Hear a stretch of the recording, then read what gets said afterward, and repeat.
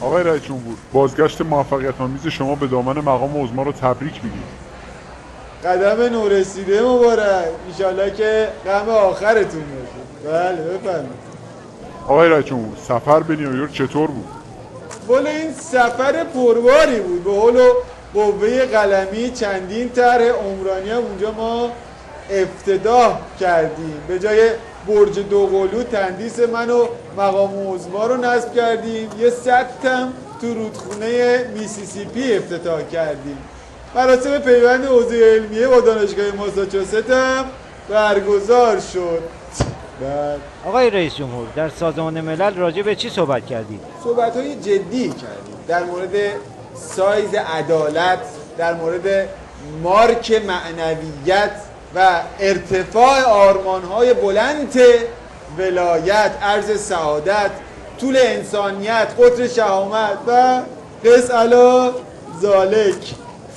یکی دیگه از تبلیغات دشمنان نظام این بود که شما نماینده واقعی ملت ایران نیستید و با تقلب روی کار اومدید. تقلب واقعی در آمریکا اتفاق افتاده.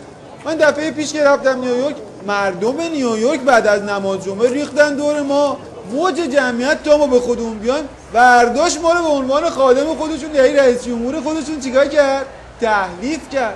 حالا من رو سن دارم تحلیف میشم، بعد موج جمعیت یه پیرمرد آمریکایی از اون ته با عصاش خودشو رسونده، اومد گفت من از زمان ابراهام لینکلن همش به شما رأی دادم. شما حسابشو بفرمایید. عرض میکنم خدمت چند دور است که تو آمریکا داره تقلب صورت میگیره و حق ملت ها رو خوردن.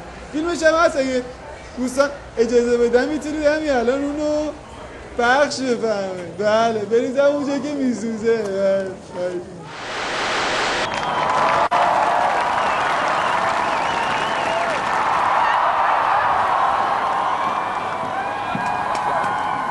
Are you prepared to take the oath? بله بنده آماده است.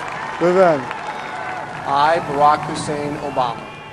من محمود احمدی نژاد صادره از گرمسار به نمایندگی از مقام عظمای ولایت و تایید شده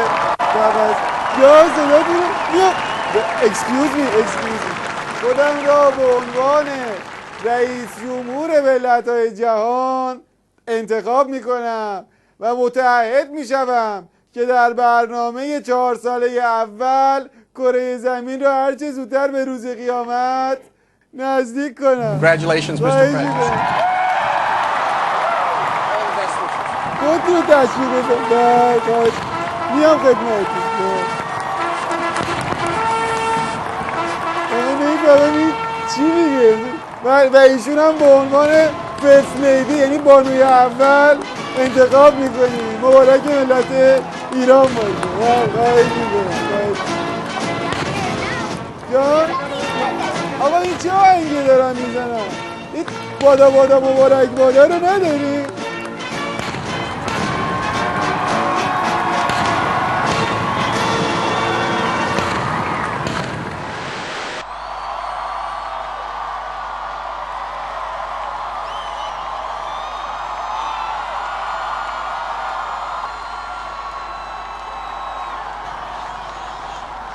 آقا خانوادت رو برده ببریم تو که حلیم نمیدن، میخوایم سخنرانی کنیم.